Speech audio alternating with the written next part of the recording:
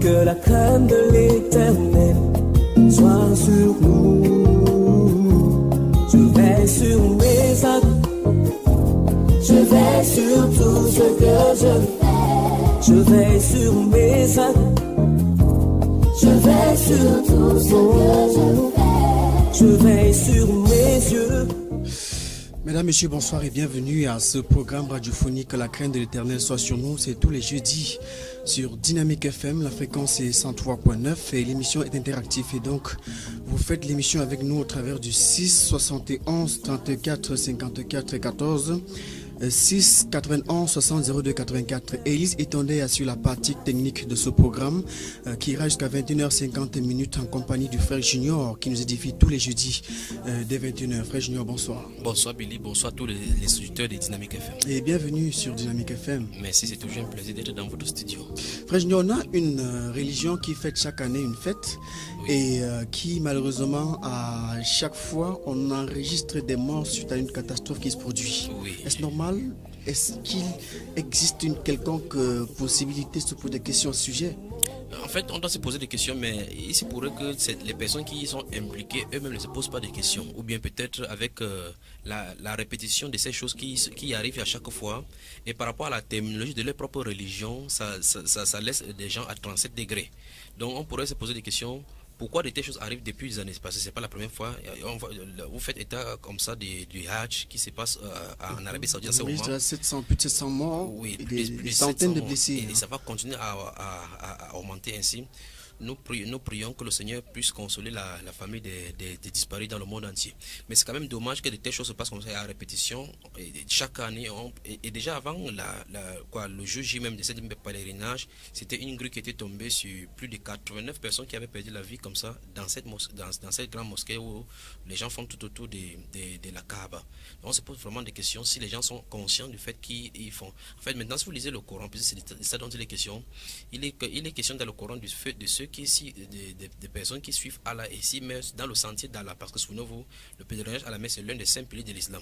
Donc quelqu'un doit le faire au moyen, à la hauteur de ses moyens, au moins une fois dans sa vie. Donc lorsque les gens y font, ils savent effectivement qu'ils sont déjà accomplis comme ça les actes de Dieu Allah.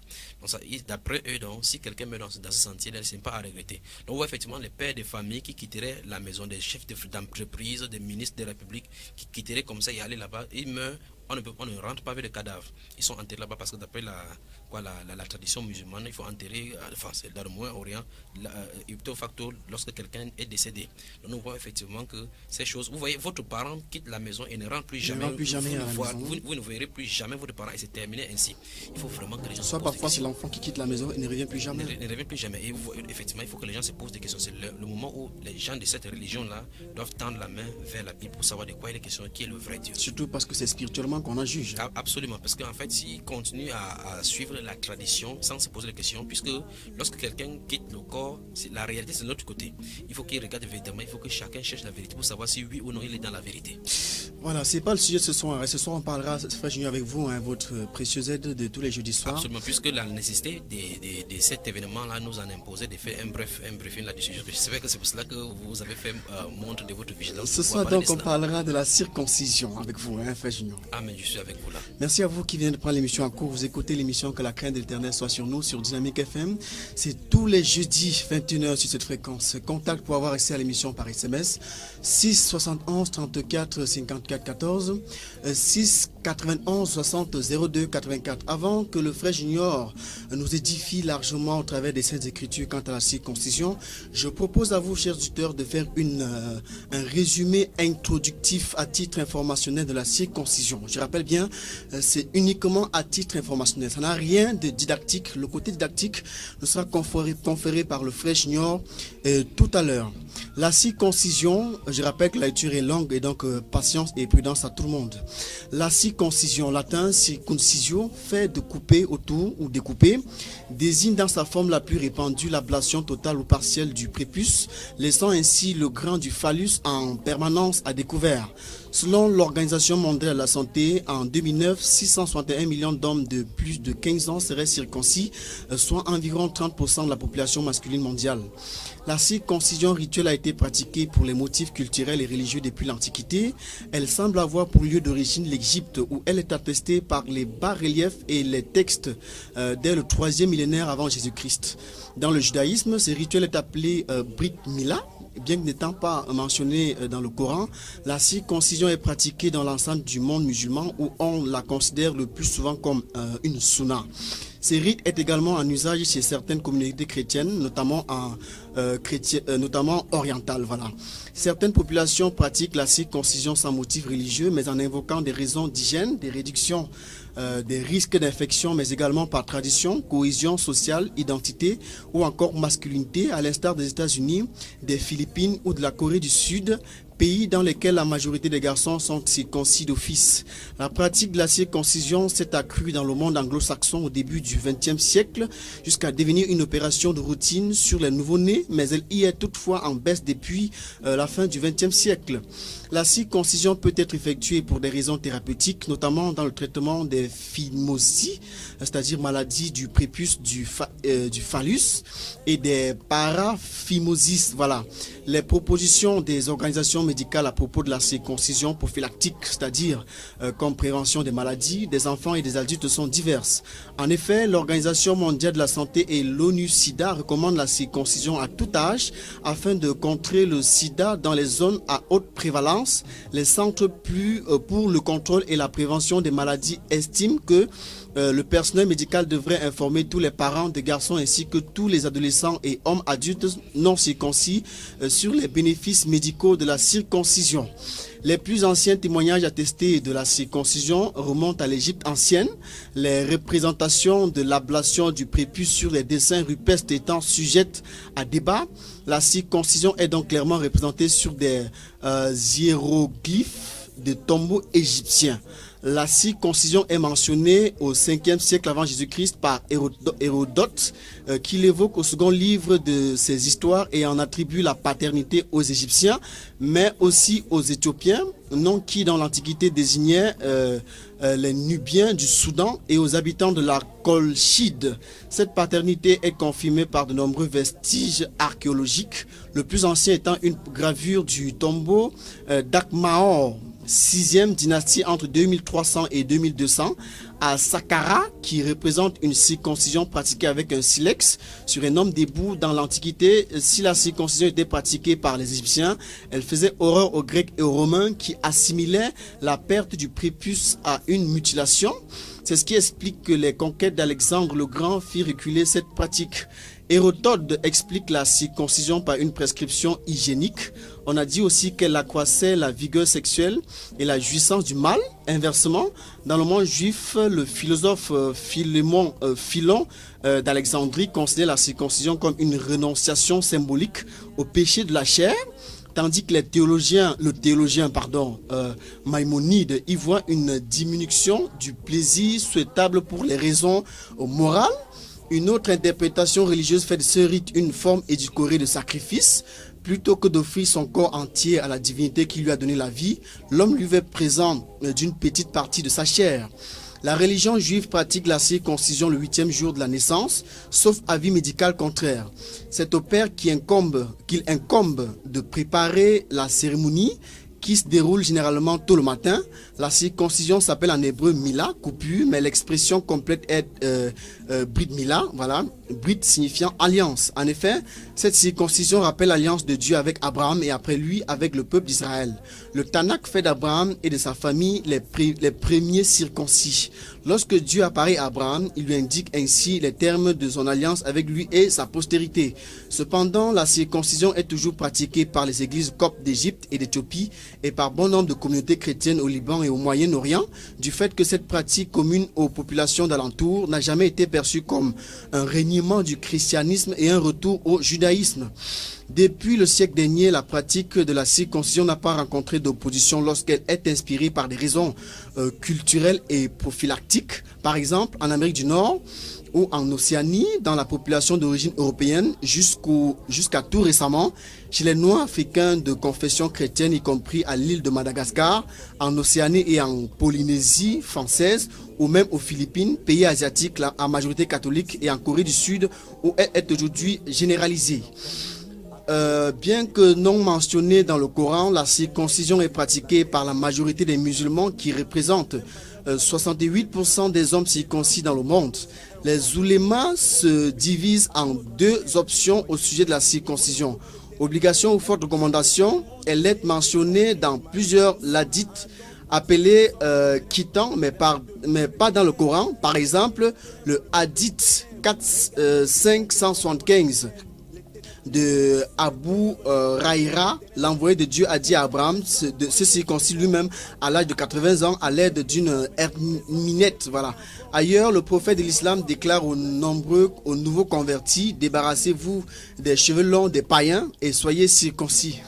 Au travers de l'alliance offerte par Dieu à Abraham, Abraham trahi en islam serait l'instaurateur de la circoncision pour des raisons divines, dans la mesure où Ibrahim est l'un des plus importants prophètes pour les musulmans. Cela pourrait expliquer la pratique de la circoncision. Par ailleurs, toujours dans la tradition musulmane, le premier enfant à avoir été circoncis est Ismaël, le prophète dont la lignée aurait donné les Arabes. Voilà.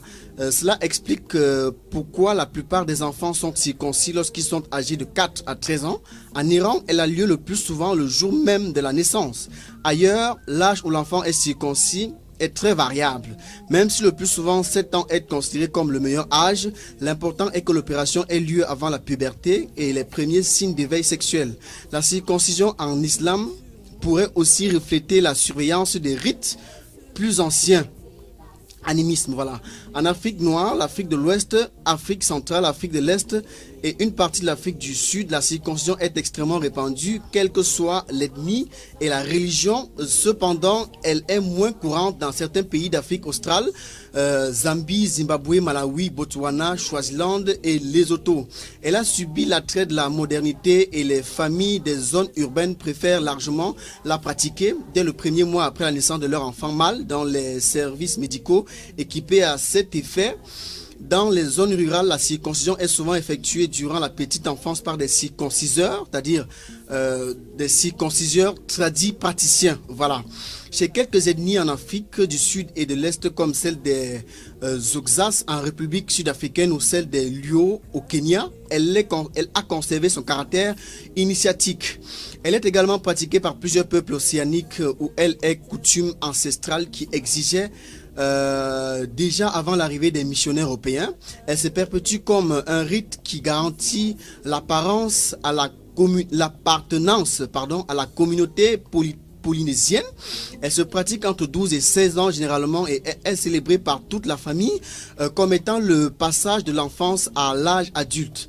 Toutes les cultures polynésiennes la pratiquent à l'exception des Maoris de Nouvelle-Zélande qui ont abandonné ce rite d'initiation ancestrale quelques générations après leur arrivée sur cet archipel situé en dehors de la Polynésie tropicale. Par suite de l'augmentation de la couverture hospitalière en Océanie à la fin du XXe siècle, l'opération se pratique principalement dans les hôpitaux sous anesthésie locale ou générale, notamment dans les communautés polynésiennes installées en Nouvelle-Zélande, en Nouvelle-Calédonie, à Hawaï, en Europe et aux États-Unis. Il existe encore des pratiques de circoncision artisanale dans certaines familles. Le prépuce est coupé avec une lame de rasoir ou encore un bambou taillé. En Afrique, environ 90% des hommes sont circoncis, quelles que soient les ethnies et les religions. C'est un facteur traditionnel ancré dans la culture. Messieurs, mesdames, je rappelle avant tout que cette lecture est uniquement à titre informationnel. Donc, il a été question de nous renseigner de ce qu'une partie de l'histoire nous informe quant à la circoncision. Et donc, Ça n'a rien de didactique et le côté didactique nous sera conféré tout à l'heure par le frère Junior qui est d'ores et déjà avec nous ce soir. Et je rappelle que vous pouvez participer à l'émission en envoyant vos SMS au travers du 6 71 34 54 14 6 91 60 02 84. Élise Etondé assure toujours la partie technique de l'émission. Bonsoir et bienvenue à vous qui venez de prendre l'émission en cours.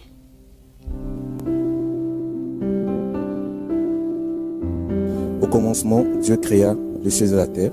La terre devint informe et vide et qu'il y avait des ténèbres à la surface de l'abîme. Et l'Esprit de Dieu s'est mouvé au-dessus des eaux. Ici, nous voyons en fait que la terre est devenue informe et vide. À cause du péché, à cause des ténèbres, n'est-ce pas? On voit ici que la terre est devenue informe et vide. Et la même manière que la terre est devenue informe et vide, et l'homme est aussi informe et vide à cause du péché, à cause du ténèbre. Vous voyez? Et nous voyons comment les ténèbres règnent. La Bible dit que le monde entier est sous l'emprise du malin. Nous sommes à un temps, actuellement nous sommes dans Genèse 1, verset 2. C'est le ténèbre qui règne. Les ténèbres dans le monde, le ténèbre. Regardez le monde dans lequel nous vivons, comment les ténèbres règnent. Le ténèbre règne. Dans les églises, les ténèbres règnent. Pourquoi? Les hommes ont été déformés. À cause du péché, les hommes ont été déformés. Les hommes sont devenus informes et vides.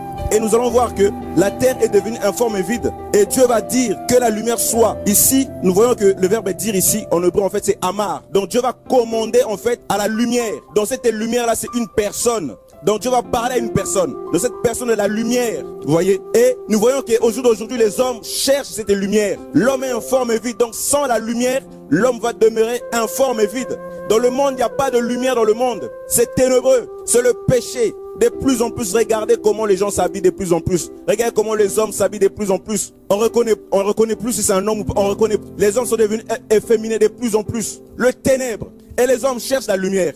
Les hommes cherchent la lumière. La lumière est une personne. Et les hommes vont aller dans les assemblées, malheureusement, pour chercher justement cette lumière. Malheureusement, dans cette lumière dans les églises, ils ont chassé cette lumière. Ils l'ont chassée.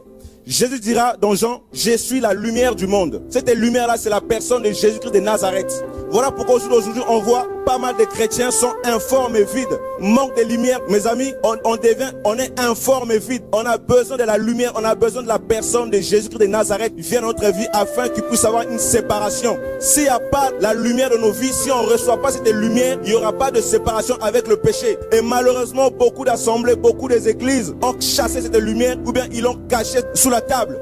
Nous sommes arrivés à un temps, c'est la confusion sur les ténèbres. Manque de lumière.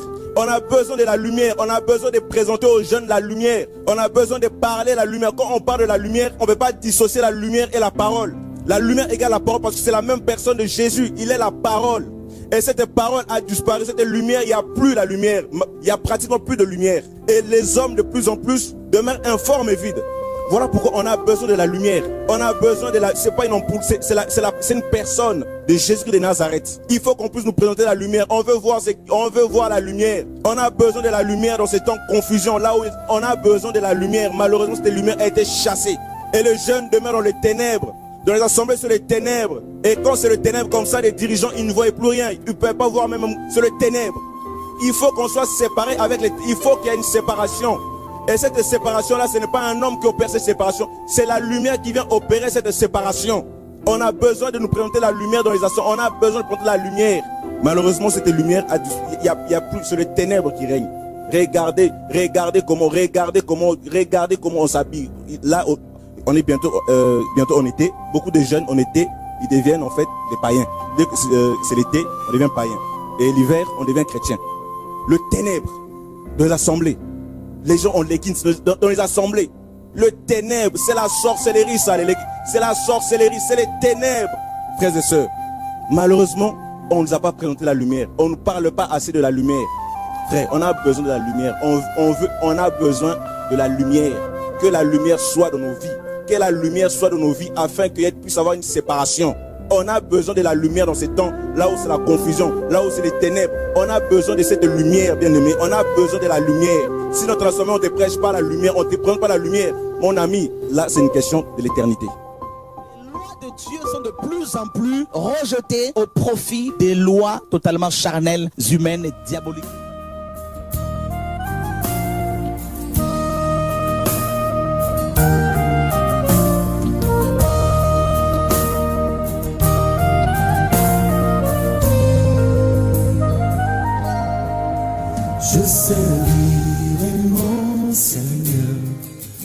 Je servirai sa puissance et chaque jour son amour servira son peuple autour.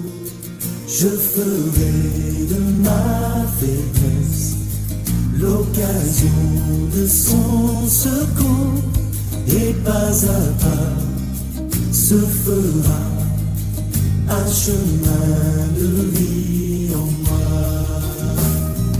Un instrument entre ses mains pour que la voix du Seigneur dans l'écho de mon cœur soit lumière, parole et parfum. Je servirai mon Seigneur, je servirai sa puissance.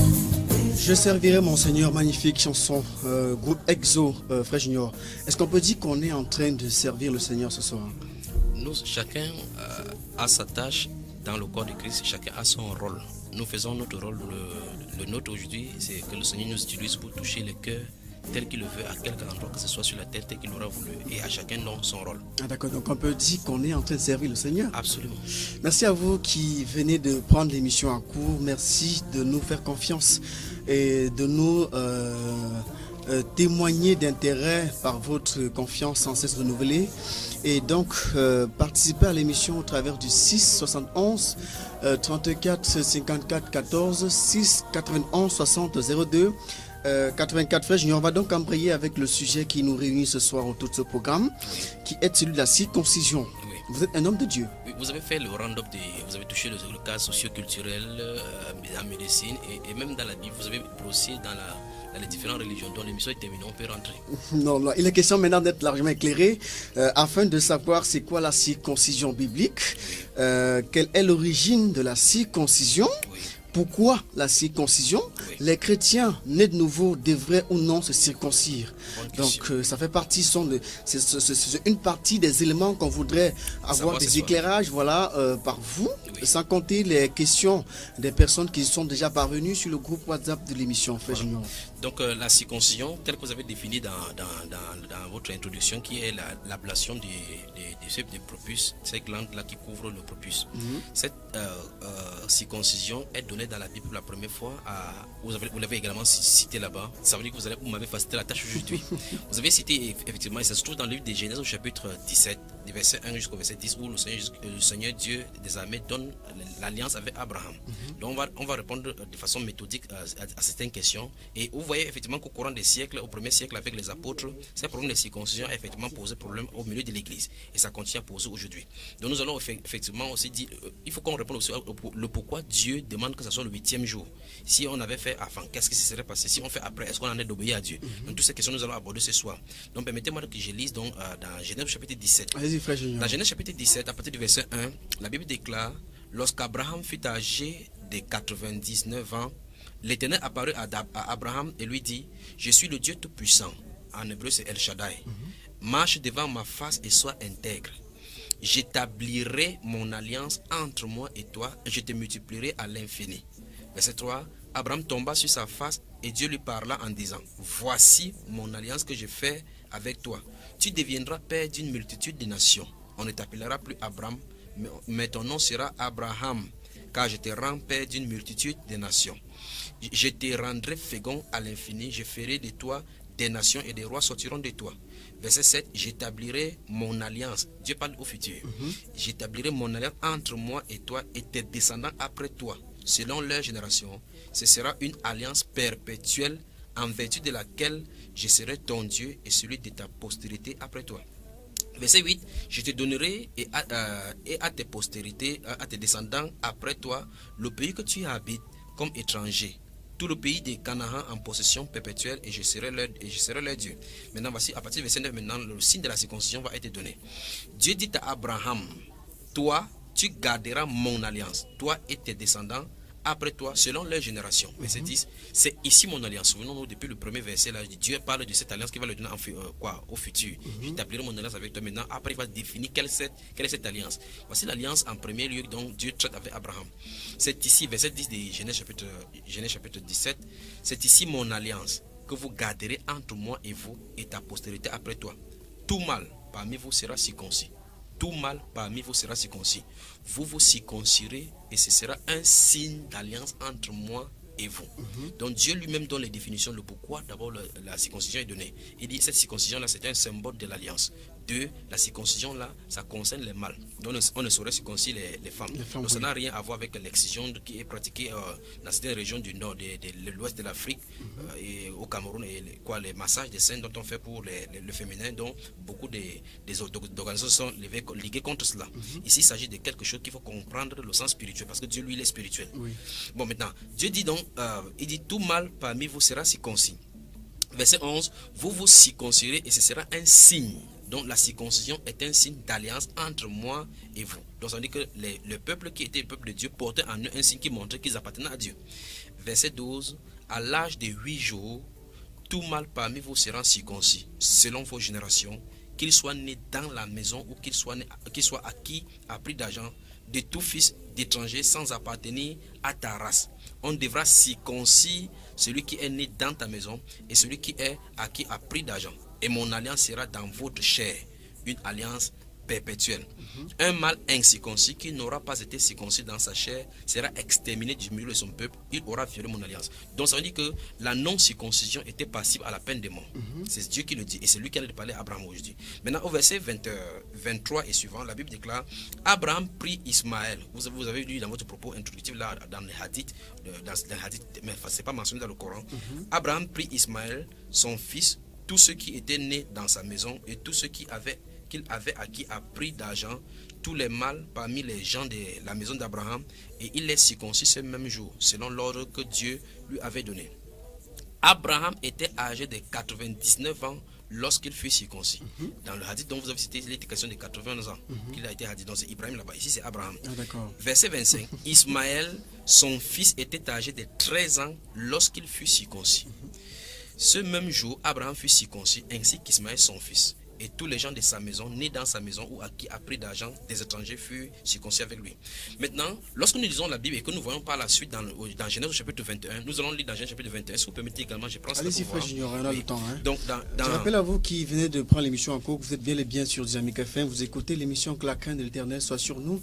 Élise Etondé assure la partie technique et nous sommes en interactivité avec vous par SMS au travers du 6 71 34 54 14 6 91 60 02 84. Frère Junior, allez-y. Voilà. Donc dans Genèse au chapitre 21 maintenant, c'est ici dont le vrai problème avec la circoncision commence et la compréhension spirituelle même de la circoncision doit commencer. Au chapitre 21, la Bible déclare, l'Éternel se souvient. On va lire les 4 premiers versets.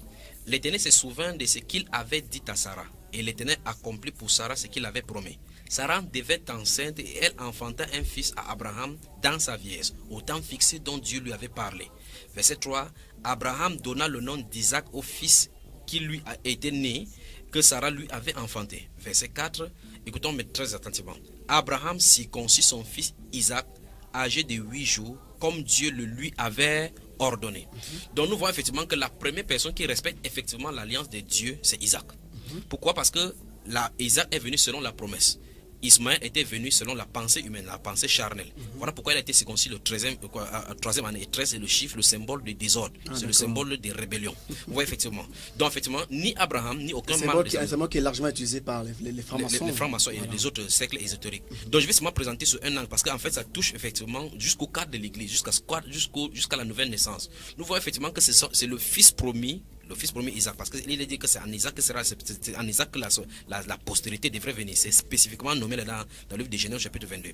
Donc, nous voyons effectivement que la première personne à respecter cette alliance de Dieu, c'est Isaac, parce que c'est lui seul qui a été circoncis depuis Genèse chapitre 17 jusqu'à Genèse chapitre 21 où il est né. C'est lui seul c'est lui le premier à être né et à être circoncis le 8e jour. Circoncis selon que Dieu l'a indiqué. Voilà. Le verset 4 dit clairement, Abraham circoncis son fils Isaac âgé de 8 jours. Ah, d'accord. Comme Dieu le lui avait ordonné. Ah, okay, parce que Dieu lui a dit là-bas que tout mâle âgé de 8 jours devrait être circoncis à 8 jours. Mais ces jours-là, Abraham a pris tous les mâles mal de sa maison, qui a plus d'argent, est né de sa maison, ainsi qu'Ismaël, et lui-même s'est fait circoncis pour entrer dans l'alliance avec Dieu. Mais véritablement, la véritable alliance entre en action à partir d'Isaac. C'est un symbole pour montrer effectivement où la nouvelle naissance devait avoir lieu. On va toucher dans ce cadre-là. Frère Junior, avant de sans vous couper, tenez bien le fil, c'est juste une parenthèse. Abraham s'est circoncis pas à 8 jours, et c'est ce qui, sa suite aussi, pas à 8 jours. Pas à 8 jours. Isaac seul à 8 jours. Isaac seul à 8 jours. Maintenant, plus tard, ceux qui devaient respecter la loi en circoncisant ou en se faisant circoncire à 8 jours, ceux qui le faisaient à plus de 8 jours, qu'en était-il de ces personnes? Ils étaient dans la désobéissance, parce qu'il y avait beaucoup de phénomènes. Il faut réitérer maintenant, il faut faire comprendre aux gens qu'en fait, les Juifs n'ont pas toujours respecté cette alliance-là. Si nous prenons par exemple dans le cadre des Exode chapitre 12, si vous voulez, on prend cela également. Allez-y aussi, frère Julien. Exode chapitre 12. Mesdames, messieurs, faites l'émission avec nous par SMS au travers du 6 71 34 54 14 6 91 60 02 84. Bonsoir à tous les membres du groupe WhatsApp de l'émission, à l'écoute de l'émission. Dans Exode chapitre 12, verset 48, écoutons ce que la Bible déclare. Il dit, si un étranger en séjour chez toi veut faire la Pâque de l'Éternel, tout mâle de sa maison devra être circoncis. Alors il s'approchera pour la faire, et il sera comme l'indigène, mais il sera comme l'indigène, mais aucun incirconcis n'en mangera. Donc il y a des implications terribles là-dedans. Maintenant, lors de la marche des Juifs en sortant de l'Égypte pour le pays, la Canaan, vous allez remarquer que si vous lisez le livre de Josué au chapitre 5, Josué chapitre 5, Dieu va ordonner au prophète Josué de circoncis encore les Juifs. Et on donne l'explication dans ce livre de Josué chapitre 5 que je vais retrouver rapidement. On donne l'explication très rapidement. Josué chapitre 5. Josué au chapitre 5. Permettez-moi, auditeurs à la maison, de trouver rapidement. Donc, et c'est d'où vient le mot Gilgal, rouler par-dessus. Verset 1. Lorsque tous les rois des Ammoniens, des Amoréens à l'occident du Jourdain, et tous les rois des Cananéens près de la mer appris que l'Éternel avait mis à sec les eaux du Jourdain devant les enfants d'Israël jusqu'à ce que nous y soyons passés, il perdit courage et fut consterné à l'aspect des enfants d'Israël. Verset 2 maintenant. En ce temps-là, l'Éternel dit à Josué, fais-toi des couteaux de pierre et circoncis de nouveau les enfants d'Israël une seconde fois. C'est pas que quelqu'un qu'on avait circoncis, on le circoncis encore, non. Et on donne l'explication. Josué se fit des couteaux de pierre et il circoncis les enfants d'Israël sur la colline d'Aralot. Voici la raison pour laquelle Josué les circoncis. Tout le peuple sorti d'Égypte, les mâles, tous les hommes de guerre étaient morts dans le désert pendant la route après leur sortie d'Égypte. Tout le peuple sorti d'Égypte était circoncis, mais tout le peuple né dans le désert pendant la route après la sortie d'Égypte n'avait point été circoncis. Car les enfants d'Israël avaient marché 40 ans dans le désert jusqu'à la destruction de toute la nation des hommes de guerre qui étaient sortis d'Égypte et qui n'avaient point écouté la voix de l'Éternel. L'Éternel leur jura de ne pas leur faire voir le pays qu'il avait juré à leur père de nous donner, pays où coule le lait et le miel. Ce sont leurs enfants qu'il établit à leur place. Et Josué les circoncis car ils étaient incirconcis parce qu'on ne les avait point circoncis pendant la route. Lorsqu'on eut achevé de circoncis toute la nation, ils restaient à leur place dans le camp jusqu'à leur guérison. Maintenant, après on dit, l'Éternel dit à Josué, aujourd'hui j'ai roulé de dessus vous l'opprobre de l'Égypte, et celui fut appelé du nom de Gilgal jusqu'à ce jour. Donc c'est le symbole, le symbole de cette ablation du propice en ce moment-là a symbolisé ce qu'on appelle Gilgal, rouler l'opprobre au-dessus, par-dessus. Par la suite, maintenant, la Bible déclare, verset 10, les enfants d'Israël campaient à Gilgal et ils célébraient la Pâque le 14e jour du mois sur le soir dans les plaines de Jéricho. Donc nous voyons effectivement que sans que ces enfants-ci ne soient circoncis, et Dieu de façon spécifique fait de telle enseigne qu'ils soient toujours dans l'alliance. C'est pour ça que Dieu a réitéré à Josué de faire circoncire le peuple d'Israël parce qu'il savait très effectivement que la Pâque était en arrivée. Et d'après l'ordonnance que nous avons lu dans ces actes, Exode chapitre 2, 12, verset 48, on ne doit pas manger de la Pâque sans être circoncis. Voilà pourquoi effectivement les Juifs respectaient la loi de Dieu telle que ça avait été donné. Ah d'accord. Donc il avait des questions d'établir le lien entre cette circoncision qui est dans la chair et la nouvelle naissance. Vous devriez le faire. C'est vraiment profond. Je ne sais pas si vous pouvez permettre effectivement qu'on voit de façon méthodique. On permettra, frère Junior. Voilà. Avant ça, il y a une question parce que les trois premières questions, vous avez répondu de manière globale. Mais je m'attarde un petit peu sur la dernière question. Est-ce qu'on peut dire là que l'origine de la circoncision, c'est cette... c'est Genèse chapitre 17, effectivement. C'est l'origine. Donc le premier être humain sur la terre à se faire circoncire, c'est Abraham. C'est ce que la Bible déclare, effectivement. Ah d'accord, merci. Parce qu'il y en a qui se circoncisent ou encore font circoncire leurs enfants, soit disant que l'origine n'est pas la Bible. Non, enfin, et que c'est une pratique établie par exemple. En fait, nous voyons effectivement que nous, en fait, à moins qu'on ne croit pas à la Bible, nous voyons effectivement que c'est Dieu qui a décidé de donner l'alliance à Abraham. Pourquoi Dieu a décidé? il va par la suite décider et au fur et à mesure donner les éclairages au travers des Écritures pour montrer c'est à quoi il voulait se référer. Pourquoi le 8e jour, nous allons sonder au travers de la médecine aujourd'hui pour voir effectivement pourquoi il a donné, mais le mystère retourne du côté de Dieu. Si on lit le Talmud et il y a d'autres livres, on va aller s'égarer. Mais c'est Dieu qui doit nous donner la chose. Maintenant, remarquons d'abord premièrement que tous les peuples ne pratiquent pas la circoncision. Parce que si nous regardons dans le livre de Genèse, allons dans le livre de Genèse. Allons-y, frère Junior. Je rappelle, mais ça, mesdames, messieurs, envoyez vos messages pour participer à l'émission avant la fin. Hein. La fin, sera jusqu'à 21h50. Et donc, envoyez-nous vos messages au 6 71 34 54 14 6 91 60 02 84. Donc, dans Genèse chapitre 34, il est question de la fille de Léa, la fille que Léa avait donnée à Jacob, Dina, qui est sortie à Sichem. Et elle est allée se promener. Elle a été rencontrée par un de ces garçons-là et il l'a violée. Plus tard, il est tombé amoureux. Il voudrait effectivement épouser la nation. Quoi? Cette fille juive-là, cette fille qui descend d'Israël. Maintenant, lisons à partir du verset 8. Amor leur adressa ainsi la parole. Le cœur de Sichem, mon fils, s'est attaché à votre fille. Donnez-la lui pour femme, je vous prie. Alliez-vous avec nous. Vous nous donnerez vos filles et vous prendrez pour vous les nôtres. Vous habiterez avec nous et le pays sera à votre disposition. Restez pour y trafiquer et y acquérir des propriétés. Sichem dit au père et aux frères de Dina que je trouve grâce à vos yeux et je donnerai ce que vous me direz. Exigez de moi une forte dot. Nous sommes au verset 12 là. Une forte dot et beaucoup de présents et je donnerai ce que vous me direz. Mais accordez-moi pour femme la jeune fille. Les fils de Jacob répondit et parlaient, écoutez, effectivement, avec ruse à Sichem et à Hamor, son père, parce que Sichem avait déshonoré Dina, leur sœur. Il leur dit, c'est une chose que nous ne pouvons pas faire que de donner notre sœur à un homme incirconcis. Nous voyons effectivement que c'est le fils du roi ici. Le roi de ce pays s'appelait Hamor, son fils s'appelait Sichem, c'est son fils qui est tombé amoureux. Et on dit donc à un homme incirconcis. Vous voyez effectivement que ce sont des grands personnages. Ce sont des grandes personnes où Simon et son frère ne sont pas allés déculotter ce monsieur pour savoir qui n'était pas circoncis. Il dit, nous ne pourrons pas donner notre sœur à un incirconcis. Il leur dit, verset 14, c'est une chose que nous ne pouvons pas faire que de donner notre sœur à un homme incirconcis, car ce serait un opprobre pour nous. Donc effectivement, ils comprenaient l'alliance que Dieu leur avait donnée. Verset 15, nous ne consentirons à votre désir qu'à la condition que vous deveniez comme nous, et que tout mâle parmi vous soit circoncis. Ça montre effectivement que les mâles n'étaient pas circoncis là-bas, dans ce territoire-là. Nous vous donnerons alors nos filles et nous prendrons pour vous les vôtres. La Bible déclare, nous habiterons avec vous et nous formerons un seul peuple. Mais si vous ne voulez pas nous écouter et vous faire circoncis, nous prendrons notre fille et nous en irons. Leur parole eut l'assentiment de Hamor et Sichem, fils de Hamor. Le jeune homme ne tarda pas à faire la chose, car il aimait la jeune fille de Jacob. Il était considéré de tout dans la maison de son père. Hamor et Sichem, son fils, se rendirent à la porte de leur ville, et ils parlaient ainsi aux gens de leur ville. Ces hommes sont paisibles à notre égard, qu'ils restent dans le pays et qu'ils y trafiquent. Le pays est assez vaste pour eux. Nous prendrons leurs femmes, leurs fils et leurs filles, et leur donnerons pour filles. Verset 22. Mais ces hommes ne consentiront à habiter avec nous pour former un seul peuple, qu'à la condition que tout mâle parmi nous soit circoncis comme ils le sont eux-mêmes circoncis. Leurs troupeaux seront les nôtres, ainsi de suite. Maintenant, la Bible déclare, verset 24, tous ceux qui étaient venus à la porte de la ville écoutaient Hamor et Sichem son fils, et tous les mâles ses filles circoncis, tous ceux qui étaient venus à la porte de la ville. Vous voyez? Voilà, le troisième jour maintenant, pendant qu'ils étaient souffrants, les deux fils de Jacob, Simeon et Lévi, frères de Dina, prirent chacun leur épée, tombaient sur la ville qui se croyait en sécurité et tuaient tous les mâles. Donc effectivement, la Bible a déclaré à partir du verset 12 que c'était par ruse qu'il parlait. Donc je prenais ceci pour montrer effectivement qu'en réalité, au temps d'Abraham, nous sommes ici au temps de Jacob, parce qu'Abraham a déjà passé, Isaac a passé, nous sommes au temps de Jacob. Nous voyons effectivement que les populations qui étaient aux alentours, partout où ils migraient, il n'y avait pas encore la circoncision. Il n'y a pas la circoncision. C'est eux seuls qui portaient ce signe-là, parce que c'est un signe d'alliance entre Dieu et eux.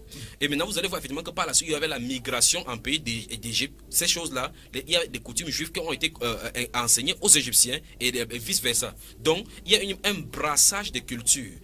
Vous avez brossé en parlant dans la Nouvelle-Calédonie, en Hawaï, en Centrafrique, l'Afrique du Nord, l'Afrique au centre. Vous avez vu effectivement que ça a parcouru pour montrer effectivement qu'en réalité, la culture, tout vient de la Chaldée. Dieu a appelé Abraham à Chaldée et il a parcouru le pays. Et les mêmes coutumes juives, vous allez effectivement remarquer que beaucoup de peuples ont côtoyé les Cananéites et par la suite les Juifs. Et par la suite, ils ont commencé petit à petit à copier les coutumes juives. Dans Jérémie au chapitre 9, le verset 26 particulièrement dit quelque chose d'important. Jérémie chapitre 9, je le trouve rapidement. Le verset 26 dit, Jérémie chapitre 9, la Bible déclare au verset 26, l'Égypte, Juda, Édom, les enfants d'Ammon, Moab, tous ceux qui se ratent les coins de la barbe, ceux qui habitent dans le désert, car toutes les nations sont incirconcises. C'est Dieu qui le dit. Écoutez, et toute la maison d'Israël a le cœur incirconcis. Je reviendrai pour le cas ici. Donc vous voyez effectivement, Dieu reproche deux choses ici à ces maisons. Dieu a cité au verset 26 l'Égypte, Juda, Édom, les enfants d'Ammon et Moab. Il dit tous ceux qui se ratent le coin de la barbe, ceux qui habitent dans le désert, car toutes les nations sont incirconcises. Il dit toutes les nations sont incirconcises. Mais ce qui représente à la nation d'Israël ici au dernier volet, c'est que Israël a le cœur incirconcis. On va traiter ceci parce que c'est là où ça nous conduit la vie. Tout à l'heure. Donc, frère Junior, donc pour revenir, pour parler un petit peu en langage des hommes, on peut donc dire que la circoncision est une création de Dieu. C'est une conception de Dieu. C'est une conception de Dieu. C'est lui qui détient la marque même. Absolument. Mais il ne faut pas également oublier, que l'événement de Genèse chapitre 17 précède, vient par la suite, après le déluge et toutes les autres choses qui sont passées avec Satan le chérubin qui est descendu et qui a corrompu la terre. Et il connaît effectivement les symboles des lois. Donc c'est pas étonnant qu'il ait appris toutes ces choses-là. C'est pour ça que vous allez voir effectivement un Dieu qui est censé venir dans la chair, sauver, accoucher d'une vierge, naître d'une vierge et sauver l'humanité. Nous voyons ça en Osiris là-bas, de ce côté-là, Sémiramis et son fils. Vous voyez effectivement Nimrod. Nous voyons effectivement que cet enseignement a été donné à plusieurs cultures et aujourd'hui en Inde nous voyons effectivement Krishna, Vashi et l'autre divinité. Vous voyez effectivement que si vous allez voir cette trilogie là à chaque fois dans toutes les cultures pour créer la confusion par la suite quand on va venir prêcher la divinité du Seigneur Jésus-Christ maintenant. Quand nous prêchons maintenant, on dit effectivement qu'en fait ces choses-là ont existé avant Jésus-Christ. Pourquoi? Parce que les entités spirituelles sont venues enseigner ça aux êtres humains. Donc c'est pas étonnant, donc comme vous disiez dans votre propos, qu'on a trouvé effectivement les traces des prépuces, des circoncisions dans les hiéroglyphes. Et les hiéroglyphes aussi, ce sont des sculptures égyptiennes dont on ne peut pas se fier à l'interprétation parce que vous avez dit tout à l'heure là que c'est un homme et l'autre était debout et il avait les mains tendues. L'interprétation on pourrait dire que c'est de l'ablation des prépuces dont on en est d'exercer, mais qui dit vrai parce que en fait c'est une statuette qui est muette et que ce sont des hommes qui le font parler à la lumière de l'histoire et de la Bible. Frère, il avait des questions pour vous d'établir un lien entre cette circoncision et la vie chrétienne d'aujourd'hui. Absolument. Maintenant, un peu de minutes parce qu'on n'a plus assez de temps. Waouh. Maintenant, dans ces cas, commençons quelque part. Commençons dans le livre des Deutéronome chapitre 29 pour voir effectivement la fondation. Deutéronome chapitre 29. Dans Deutéronome chapitre 29, le verset 1 à 4, parce que les questions, savoir ici, quel doit être le comportement des chrétiens nés de nouveau face à la circoncision. Pour bien saisir cela, il faut saisir le pourquoi Dieu avait donné la circoncision aux Juifs et ce que Dieu indiquait derrière la circoncision. Parce qu'il a dit que c'est le signe de l'alliance. Souvenons-nous que les deux alliances qui ont été données, et à Moïse et au Seigneur Jésus-Christ, les deux alliances principales de l'Ancien et du Nouveau Testament ont été introduites et avaient des significations. L'une était une image de l'autre. Donc ça veut dire que les implications, c'est clair qu'il y a des enseignements dans une alliance qui implique la révélation par rapport à d'autres. Dans Deutéronome chapitre 29, je vais lire rapidement comme nous avons passé le temps.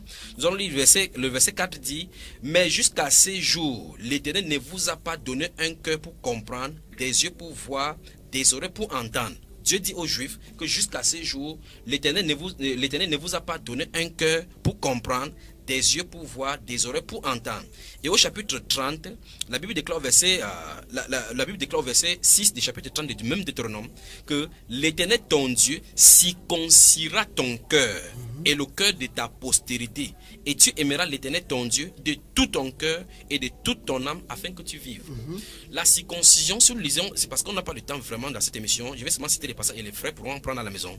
Lorsque nous lisons le Nouveau Testament maintenant pour voir la révélation, parce qu'en fait, comme j'ai dit à l'entrée de mes propos, la circoncision a posé beaucoup de problèmes au milieu de l'église naissante. Parce qu'en réalité, il y a une ambiguïté. Dans Actes chapitre 15 particulièrement, le premier concile de l'église a fait montre du fait que les disciples qui étaient au milieu des Juifs, particulièrement les pharisiens, avaient commencé à enseigner au peuple venant de la Judée, venant à Antioche, commençaient à enseigner que si vous ne vous faites pas circoncis selon le rite de Moïse, vous ne pourrez pas être sauvés. Et c'est là où il faut effectivement se souvenir de la parole du Seigneur Jésus-Christ dans le livre de Jean au chapitre 7, le verset 22, qui a dit: Dieu Moïse vous a donné la circoncision, pas que ça vient de Moïse, parce que ça vient des patriarches. Effectivement, si vous lisez le livre de Lévitique au chapitre 12, vous allez remarquer effectivement que Lévitique dit au chapitre 12 que au 8e jour, l'enfant sera circoncis. Or, Dieu réitère une loi qu'il avait déjà donnée cela en alliance à Abraham. Nous avons lu ça maintenant. Et par la suite, des centaines d'années après, c'est là où Moïse va venir avec la loi. Donc Jésus notre Seigneur dit dans Jean chapitre 17, verset 22, 22 que Moïse vous a donné la loi, pas que ça vient de Moïse, mais que ça vient de la circoncision. Il parle particulièrement dans ce verset de la circoncision. Il dit que ça vient des patriarches. Or maintenant, il dit donc et vous faites circoncire un enfant, c'est le Seigneur qui a dit, vous faites circoncire un homme le jour de sabbat, afin que la loi de Moïse ne soit pas violée. Combien faut raison maintenant guérir un homme le jour de sabbat? C'est ça que le Seigneur a dit aux pharisiens. Mais maintenant, si vous regardez bien, strictement parlant, souvenons-nous, on a lu dans Genèse chapitre 21, aujourd'hui verset 4, dit clairement que c'est Isaac qui était le premier à respecter la loi.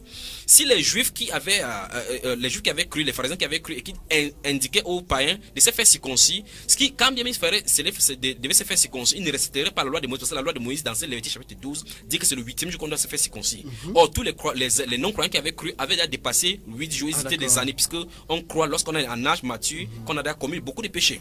Donc nous voyons effectivement que quand bien même les gens, même les chrétiens d'antan, là où les apôtres sont réunis, même s'ils voudraient respecter la loi de Moïse, ils ne pourraient pas respecter, parce que la loi dit c'est 8 jours après la naissance, c'est le 8e jour qu'on doit se faire circoncis.